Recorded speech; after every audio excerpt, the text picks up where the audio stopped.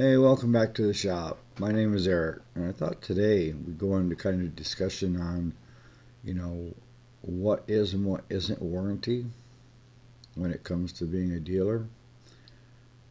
Uh, is the customer always right, and how is the corporate world, looking at it right now?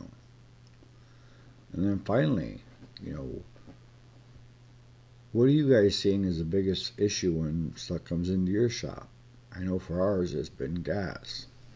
With the introduction of ethanol, we've seen a big uptick in the issues and some of the things that you can do to talk with your customers, or if you are some things that you can do as a homeowner as well. All right, so let's get underway. Warranty work. Warranty work these days is now is the main breadwinner for most of the shops. The issue that you can get yourself into really early, and it will hurt you in the end, is going down this rabbit hole of putting stuff through warranty that shouldn't be. Now, what do I mean by that? I mean, I can give you examples. That's how I do things. I give examples. I had this one gal, had a Cub Cadet push mower. She had it for 3 weeks. Beautiful mower. But she couldn't get it to start. So she brought it to us, left it out front, because MTD, Cub Cadet, had told her we are a warranty shop, drop it off with us. Okay. So we went out and we found that it had compression, it had fire, but what it also had was a bent crankshaft. I mean, it was like this, and the blade was tip. So we got a hold of her and said, look, what happened to the mower? What did you hit? And she said she was mowing out in the backyard and she forgot there was a marker stake, a pipe in the ground on her property line. And she just happened to lift the mower up and set it down on that pipe, and it bent the crankshaft. Now, you have to be, as a shop owner, you have to be fair and honest with both your customers, the manufacturers when it comes to warranty, and most of all yourself. See, that's where you can get yourself into a lot of trouble. What we're seeing is shops are pushing stuff through that should not be warranty, but they are because they know that the chances of getting paid are greater, and they don't have to deal with an irate customer because of something they had done to the machine. Customer number 2 brings us a Troy-built riding lawnmower that she had purchased off Amazon. She kept telling us how new it was and that it was making a weird noise and it wasn't cutting grass. Okay. So she said, I can get it to you. Okay, so that's fine. So I'll give her the address of where we were, and she brought the lawnmower over and dropped it off. It was a Ryder 42-inch cut. What she failed to mention was she had hit something pretty hard in the front of the deck. I don't know if you've probably seen them if you're a shop, but if you're not, these Troy builts that you're getting from the big box stores have a lighter, thinner frame deck, and actually cave the deck from the front of the machine back into the blades. And the hanger, there's a one hook hanger that goes up a double nut to adjust the your deck was missing. And she said she was mowing right along, and all of a sudden it just started clattering and quit. And once the belt bolt let loose, it allowed the deck to go back, and it was a manual engagement, so that once the belt got loose, the mower deck quit running. And I said to her, I said, "What in heck did you hit?" And she said, "Well, there might have been a small rock in her yard that she went over. So this isn't any small rock." But she was adamant that it was something to do with the lawnmower. It was the fault of the lawnmower and not of her. See, the big thing with warranty work for manufacturers, it's well spelled out. It has to be a defect, a defective part, something defective in the machine. It can't be operator error. Now, we have had instances, especially with MTD Cub Cadet, where they've just said, go ahead and replace, the belt or a blade or this, and we'll eat it. But that's their choice. It's not my choice, and it's not my customer's choice.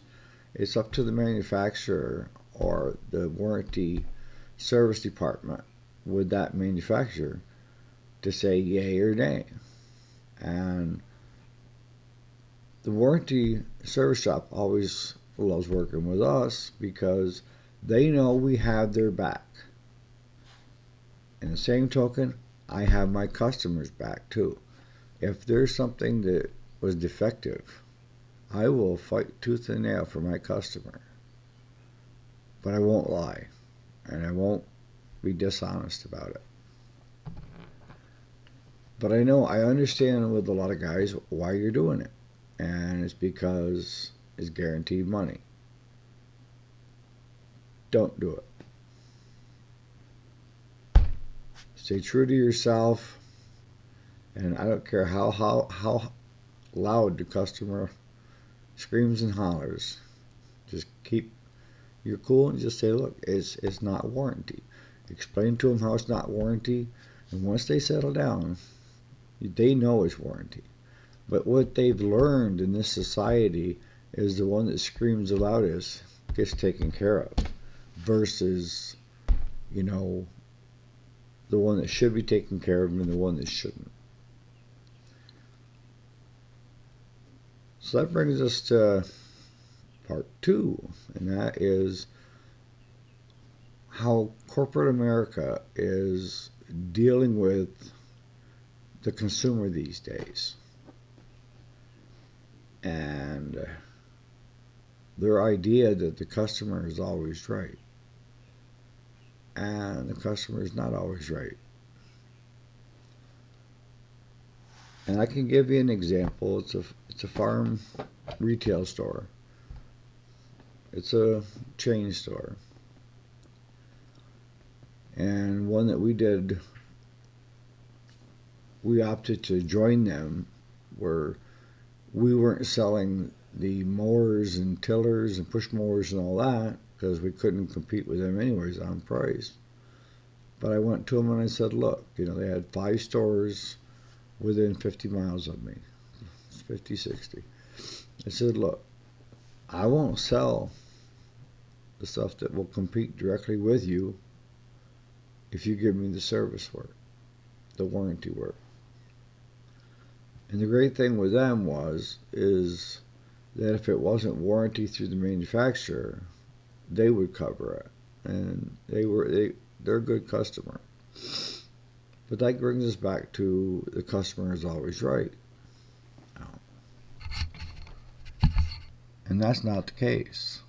See, what we found is most often the customer is not right, but a lot of corporate America out there is still running by that theme.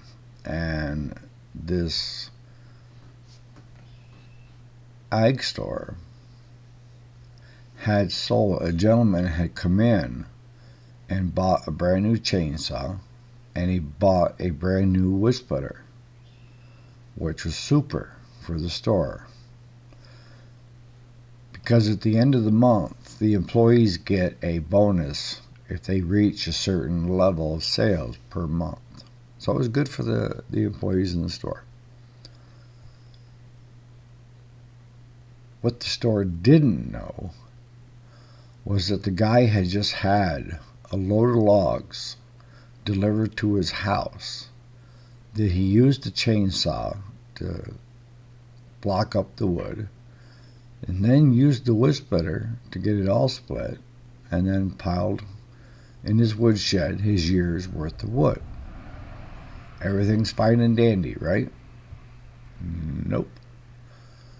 That customer brought the chainsaw and wood splitter back and went on to say that the chainsaw was not running right and that the wood splitter was junk, and that he demanded a full refund. If not, he was going to go up the ladder to corporate. So what took place?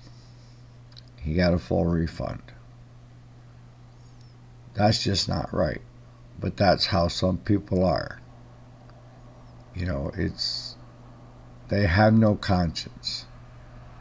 And if they do, they're not using it.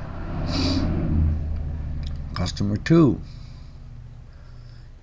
buys a chainsaw. 3 weeks later, brings it back. Says that it's having issues. And he's just willing to swap it out. He doesn't care about getting his money back. They give him another saw. He goes another 3 weeks, brings that back. They give him the third saw. And when he brought that back, they just told him, please do not come to the store again. I know about these because we do the service work for this company. And the guy that brought the chainsaw back and the wood splitter, the only problem with the chainsaw was he put some water in there and his gas. And once we dumped the gas out, cleaned the carburetor out, started right up, ran perfect. And there wasn't anything visually, physically, anything wrong with the wood splitter. It performed 100%. But now that company has got 2 pieces that they have to reduce the price because they're not new anymore to get rid of them. The person with the chainsaws was buying a homeowner's edition, which you will find at the store and other big box stores, instead of the pro version. And he had a tree company, and he was using these saws in his tree company, and they just weren't made for that all the time abuse. You know, that when 2 of them had no compression, it just wore them right out. So corporate America is not always right. But what really has me scratching my head most of the time is I'm looking on TV and I'm watching these people that are doing the smash and grab and carrying armloads of stuff out of stores without paying for it. And if they do get caught, it's a slap and an ass chewing and they're back on the street again. I feel sorry for the good folks of law enforcement. I feel really bad for them. Because it's like, why should we even do this job? And then it really hit home when one of the employees of one of these shops followed one of these people out to their vehicle and took a photo of the license plate for police officers to help with the investigation. And that person was terminated because he did not follow corporate policy on people stealing from them. You can't say it's the younger generation because I'm seeing all age groups in these smash and grabs. It's a cultural thing. It's not a generational thing. When I see people my age in there stealing stuff, what the F, I don't get it. And the thing is, most of the crap that they're hauling out, they don't need it. They don't need it. I could see a homeless guy running out with some groceries to have a sandwich to make something because he hasn't eaten in 3 or 4 days. But running out with shampoo and bath soap and... no. So that brings us back.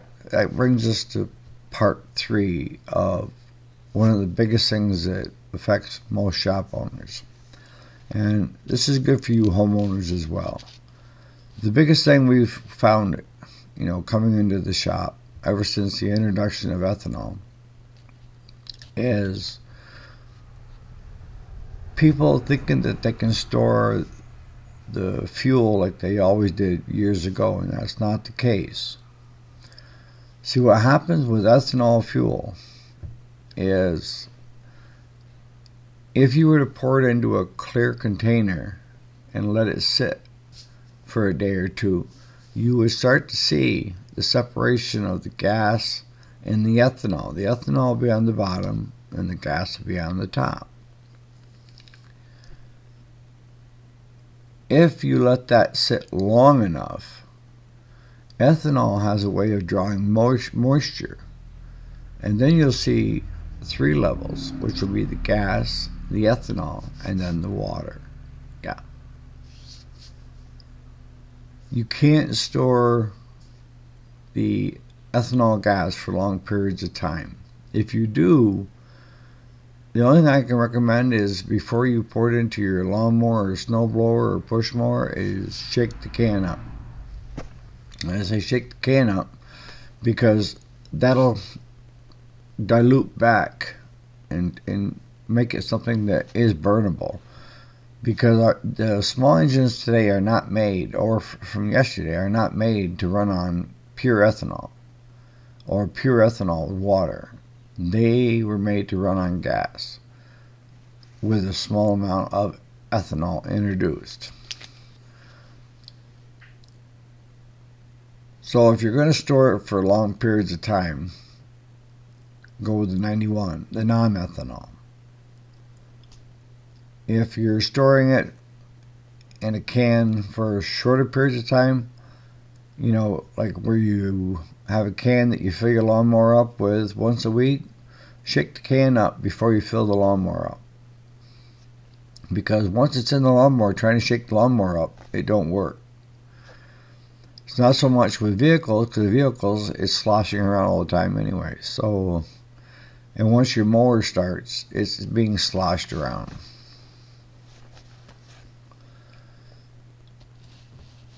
But the big thing we see is like folks that have a snowblower and they use it up until the last snowfall in the spring of the year.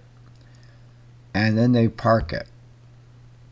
And then they try to get out their summer equipment, their lawnmowers and riders and stuff. And they run into an issue of they can't get them to start. The biggest thing is if you're going to store a piece of equipment for, longer than a few weeks to a month, this goes for all your small engine stuff. And you homeowners can do this as well.